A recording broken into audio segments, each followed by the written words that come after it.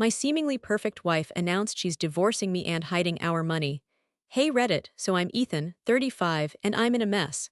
My marriage has always seemed pretty equal, at least on the surface.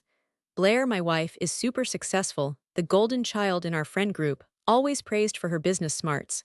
Me, I'm the chill husband, the supportive one. But looking back, it's clear Blair's been subtly controlling everything, especially our finances. I just never realized how bad it was until now. I'm starting to think I was a complete idiot. What's worse? This divorce is getting ugly. Should I tell you what she just pulled? Okay, so buckle up. I was still reeling from the I need space bombshell when I decided to check our joint investment account, just routine. And that's when I saw it. A huge chunk of money gone, like vanished. My stomach dropped. Seriously, I felt physically ill. I scrolled through the transactions and there they were, multiple transfers to accounts I'd never seen before, all within the last few months. My heart started pounding. This wasn't some accounting error. This was deliberate. I confronted Blair, shaking so badly I could barely hold my phone. What the hell is this, Blair? I showed her the screen, the damning evidence of her betrayal. And you know what she said? She laughed, actually laughed. Oh, Ethan, you're so cute when you try to understand finance, she said with this condescending smirk. Don't worry your little head about it, I'm just protecting our money. Protecting it? By stealing it? I was speechless. The blood drained from my face. I felt like I was going to be sick right there. My mind was racing. How could she? How long had she been planning this? Did she ever even care about me? It hit me then like a punch to the gut. She'd been playing me this whole time. The supportive husband role, it was all a facade, a way to keep me oblivious while she siphoned off our money. I felt like such a fool. I wanted to scream, to break something, but I just stood there, numb with shock and betrayal. This wasn't just a divorce, it was a calculated, cold-blooded betrayal. And then it got so much worse. I tried to reason with her like an idiot. Blair, I said, my voice shaking, we need to talk about this isn't right. Oh, Ethan, she sighed, rolling her eyes like I was a 5-year-old. You're being dramatic. A judge will see right through this little tantrum. Everyone knows I'm the responsible one. You can barely balance your own checkbook. My hands clenched into fists. That's not true, and this isn't about balancing a checkbook, it's about you stealing our money, she just smirked. Stealing, please, it's my money too, I'm just being smart, unlike you. That's when my mom walked in. Of all the freakin' times. She'd been staying with us for a few days, helping out. Yeah, helping Blair make me look even worse. What's all the shouting, Ethan? Mom asked, her voice laced with disapproval, like I was the one causing the problem. I tried to explain, Mom, Blair's been transferring money out of our joint account without telling me. She's hiding assets. Blair jumped in, all fake concern. Mom, Ethan's just upset about the divorce. He's not thinking clearly. I'm just trying to protect our finances, make sure everything is handled responsibly. My mom patted Blair's hand. There, dear, I'm sure you're doing the right thing. Ethan, you need to calm down, you're upsetting Blair. Are you kidding me? My own mother was siding with the woman who was robbing me blind. I felt a wave of nausea wash over me. The room started to spin. This wasn't normal. This was insane. My chest tightened and I could barely breathe. You're both crazy, I choked out, absolutely crazy. I stumbled back, my vision blurring. I needed to get out of there. I turned and ran out of the house, not even sure where I was going, just away. Away from the lies, the gaslighting, the sheer toxicity of it all. That's when I knew. This wasn't just a divorce. This was war. And I was completely and utterly alone. A week later, it's gotten so much worse. Blair threw this dinner party, supposedly a casual get-together with some of our closest friends. It was anything but casual. It was a public execution of my character. She paraded around, playing the heartbroken but strong wife, while I was the unstable, soon-to-be ex-husband who couldn't handle her success. I swear every other sentence out of her mouth was some thinly veiled jab at my supposed financial incompetence. Oh, Ethan's always been so creative, she'd say with this sickly sweet smile, but numbers, not his forte. Or when someone asked about my work, she'd chime in with, oh, Ethan's exploring some new opportunities. It's so important to follow your passions, isn't it? Passions. I was desperately trying to figure out how to pay my rent next month, and she was talking about passions. Then came the real kicker. She announced in front of everyone that she was so relieved she'd been wise enough to protect their assets. Ethan's such a sweet guy, she said, patting my arm condescendingly, but he's just not cut out for this kind of thing. I'm just so glad I could shield him from the complexities of finance. I felt my face burning. My hands were shaking so badly I could barely hold my glass. I wanted to scream, to tell everyone the truth, to expose her for the manipulative liar she was. But I just sat there, frozen, humiliated. I couldn't speak. I couldn't even look anyone in the eye, the looks of pity, the whispers, the judgment. It was unbearable. I excused myself and went to the bathroom, locked the door, and just broke down. I leaned against the sink, my hands gripping the porcelain, and sobbed. I felt like I was drowning in shame and self-doubt. Was she right? Was I really that incompetent, that stupid? I splashed water on my face, trying to pull myself together. I looked in the mirror at the red-rimmed eyes and the defeated slump of my shoulders. This wasn't me. I wasn't this broken, pathetic mess. And then, as I was trying to compose myself, I heard my mom's voice outside the door. "He's just not coping well, dear," she was saying to Blair. "Poor Ethan, he never was very good with practical matters. Never very good with practical matters. Are you kidding me?" I wanted to punch a hole in the wall. I took a deep breath, opened the door, and walked out, straight past them. I grabbed my jacket and keys. "I'm leaving," I said, my voice shaking with barely suppressed rage. "Ethan, wait," Blair called after me, her voice dripping with fake concern. "Where are you going?" I didn't even turn around. "Away from you," I said, "and from all of this." I walked out, leaving the party, the whispers, and the toxicity behind. As I drove, the anger and humiliation slowly started to morph into something else: resolve. I was done being the victim. I was done being the chill husband, the sweet guy who was too clueless to understand anything. I was going to fight back. I had to. This wasn't just about the money anymore. It was about my dignity, my self-worth, my life. I'm not sure how yet, but I'm going to take her down. I just need to figure out how. So I finally broke down and called my sister, Olivia. She's a lawyer, older than me, always been the level-headed one. I was hesitant to tell her everything, you know. It felt emasculating, admitting I'd been so thoroughly played. "Liv," I started, my voice shaky, "I'm in kind of a deep shit situation." I stumbled through the whole story: the hidden accounts, the dinner party massacre, my mom siding with Blair, the whole horrific mess. There were long pauses, me choking back tears, trying to keep it together.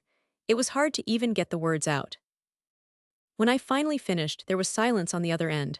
Then Olivia said, her voice quiet, "Ethan, are you serious?" "Dead serious," I croaked. "Holy shit," she exploded. That is insane. I knew Blair was controlling, but this is next level." It was like a dam broke. I just started sobbing, all the pent-up humiliation and rage pouring out. Olivia listened patiently, letting me vent. When I finally calmed down a bit, she said something that completely shifted my perspective. "Ethan," she said, her voice firm, "you are not crazy, you are not stupid, you have been systematically manipulated and abused. This is not your fault." Hearing those words from someone I trusted, someone who knew both of us, it was like a weight lifted off my chest. For the first time I felt seen, understood, validated. Then she dropped another bombshell. "You know," she said slowly, "Blair's made similar comments to me before about you not being financially savvy, about her having to manage everything." I brushed it off at the time, thought she was just being Blair, but now, Jesus. That's when it really hit me. This was a pattern. This wasn't just about the divorce. This was who Blair was: a manipulator, a liar. And I'd been blind to it for years. "Ethan," Olivia said, her voice filled with a new kind of intensity, "you need to fight this. You need a good lawyer, a shark. I know someone. Let me make a call." And just like that, everything changed. I wasn't alone anymore. I had someone in my corner, someone who believed me, someone who was ready to help me fight back. For the first time in weeks, I felt a flicker of hope. Maybe, just maybe, I could get through this. I was starting to feel a glimmer of hope after talking to Olivia. She deconnected me with a lawyer, a real pit bull, and we were starting to build a case. It was slow, painstaking work, gathering evidence, piecing together the puzzle of Blair's deception. I was spending hours each day poring over bank statements, credit card bills, anything I could get my hands on. It was exhausting, emotionally draining, but I was determined. I was finally starting to feel like I was taking back some control. Then came the final straw. The moment that completely shattered any remaining doubt, any lingering guilt I might have felt about going after her. I was at Olivia's apartment, late one night, reviewing some documents. She'd been helping me organize everything, and we were both exhausted, fueled by coffee and sheer willpower. We were going through Blair's online banking records. My lawyer had managed to get a court order for access, and that's when we saw it. A transfer, a big one, to an account in the Cayman Islands. My blood ran cold. The Cayman Islands. This wasn't just hiding money, This was international fraud. I stared at the screen, my mind reeling. The amount was staggering. It was more than half of our combined savings, more than enough to cripple me financially for years, maybe decades. What the fuck? Olivia whispered, her eyes wide with disbelief. I couldn't speak. I just pointed at the screen, my hand shaking. Olivia leaned closer, scrolling through the details of the transfer. This is unbelievable, she muttered. She's been planning this for a long time. That's when it hit me. The dinner party, the condescending remarks, the gaslighting, it wasn't just about the money. It was about power, about control, about destroying me. She wanted to humiliate me, to break me, to leave me with absolutely nothing. A wave of rage washed over me, so intense I thought I might actually explode.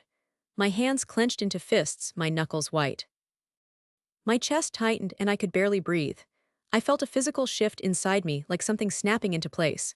The fear, the self-doubt, the lingering hope that maybe, just maybe, there was some misunderstanding, it all vanished, replaced by a cold, hard resolve. "That's it," I roared, slamming my hand on the table. "I'm done." Olivia jumped, startled by the intensity of my outburst. "Ethan," she started, her voice laced with concern. "No," I interrupted, my voice shaking with fury. "I'm done playing nice. I'm done being the victim. She wants a war, she's going to get one." In that moment, everything changed. I wasn't just hurt, I was enraged. I wasn't just betrayed, I was fury incarnate. The shame, the self-doubt, the humiliation, it all fueled a burning desire for justice. I would expose her. I would fight for every penny she'd stolen.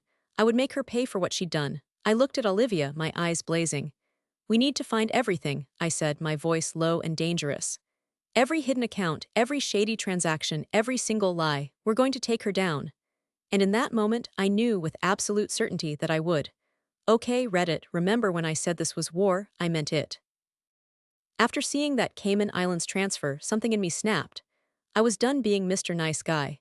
This wasn't just about the money anymore, it was about my dignity, my future, my sanity. I was going to fight, and I was going to fight dirty. First, I channeled my inner Sherlock Holmes. Olivia and I became a two-person investigation team. We spent every waking hour digging, scrutinizing every document, every email, every text message. We were like digital bloodhounds, sniffing out every trace of Blair's deception. We found more hidden accounts, smaller ones she probably thought I'd overlook. We uncovered a network of shell corporations, dummy LLCs. It was a freaking spiderweb of financial deceit. We screenshot everything, printed everything, documented everything. Then I brought in the big guns. Olivia recommended a forensic accountant, a guy who specializes in uncovering hidden assets. He was expensive but worth every penny. This guy was a legend. He traced the money through multiple countries, uncovering layers of obfuscation that would make your head spin. He even found evidence that Blair had been siphoning money for years, long before she even mentioned divorce. Years. I felt sick to my stomach. But the real bombshell. My lawyer, the pit bull Olivia had recommended, suggested something I hadn't even considered: recording Blair. Turns out in my state, it's legal to record a conversation as long as one party consents, which in this case was me. So I started casually chatting with Blair about finances, pretending to be clueless and confused. It was sickening having to play along, but I knew it was necessary. And it paid off. Big time. She slipped up multiple times. She admitted to hiding assets, to manipulating me, to basically screwing me over in every way imaginable. I had her on tape, gold, pure gold. The emotional prep was the hardest part. I was a mess. Angry, hurt, confused, I started seeing a therapist, which helped immensely.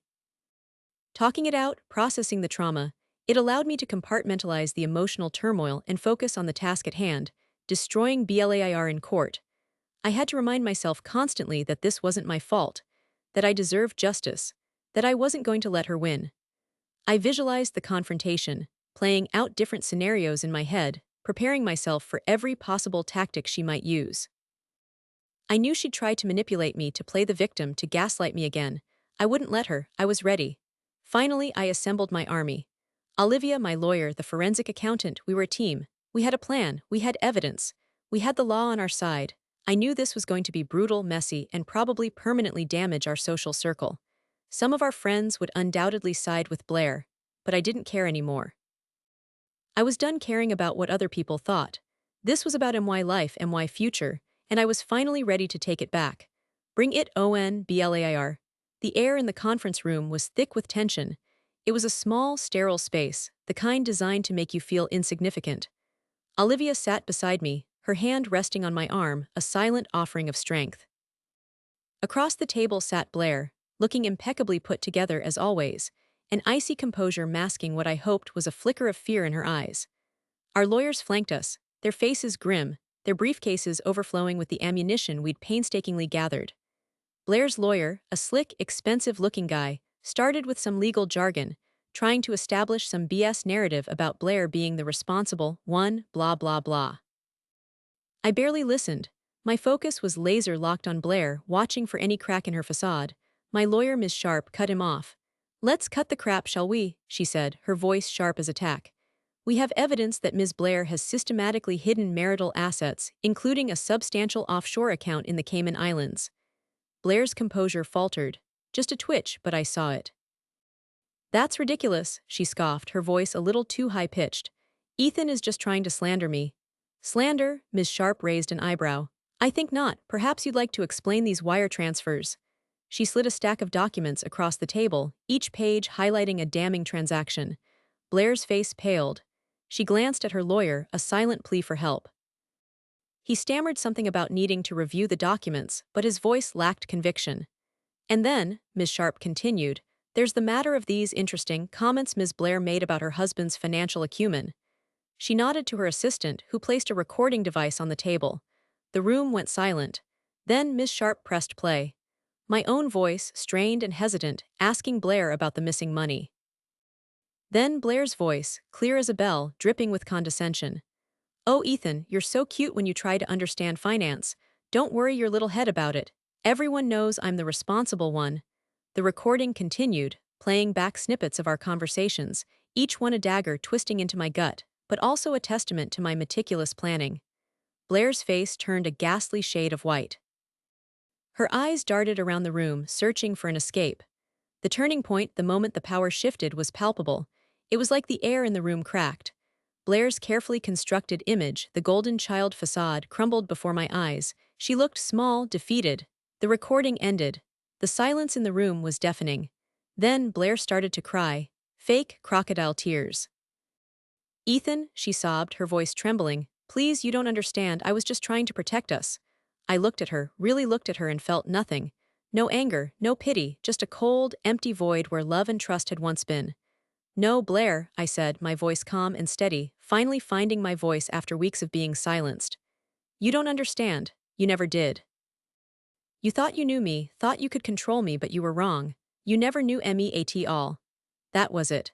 That was the kill shot, the look on her face, pure, unadulterated panic. It was the look of someone who had just realized they'd lost everything. And it was glorious. The rest was a blur. Legal wrangling, negotiations, settlements. It was messy, protracted, and emotionally draining. But I won. Not everything, the legal fees were substantial, but enough. Enough to start over. Enough to reclaim my life. And that Reddit is more valuable than any amount of money. I walked away with my dignity intact. And that's all that matters. It's been 6 months since that confrontation in the lawyer's office, and things are different. The immediate fallout was brutal. Blair's reputation imploded. The golden child tarnished. Our social circle fractured. Some people sided with her, buying her poor me act. Others thankfully saw through it. Olivia, of course, was my rock. My family rallied around me, which I desperately needed. I lost some friends, but honestly, good riddance. They weren't real friends anyway. I realized who truly mattered and who didn't. A painful but necessary lesson. The divorce was finalized a few months ago. I didn't get everything I was entitled to. The legal battle took a chunk out of the settlement, but I got enough. Enough to breathe. Enough to start over. I moved out of our fancy house and into a smaller apartment. It's nothing glamorous, but it's mine. And that feels amazing. I'm still in therapy, working through the trauma, the betrayal, the years of gaslighting. It's a process, a slow and sometimes painful one, but it's helping. I'm learning to trust myself again, to value my own judgment, to recognize the red flags I so blithely ignored for years. I'm not the chill husband anymore. I'm awake. I've reconnected with old friends, the ones who stood by me through the thick of it. I've taken up new hobbies, things I never had time for before. I'm rediscovering who I am, outside of the supportive husband role Blair had so carefully crafted for me. It's liberating. Terrifying at times, but liberating. The biggest change, though, I'm no longer ashamed. I own my story. I survived. I thrived. The marriage was a lie, a gilded cage built on deception and control. Now I'm free. Free to build a life based on authenticity, self-respect, and genuine connection. It's not easy rebuilding from scratch, but it's real. And that's what matters. So, Reddit, what do you think? Anyone else out there been through something similar? How did you cope? How did you rebuild? Any advice for someone navigating the treacherous waters of post-betrayal life?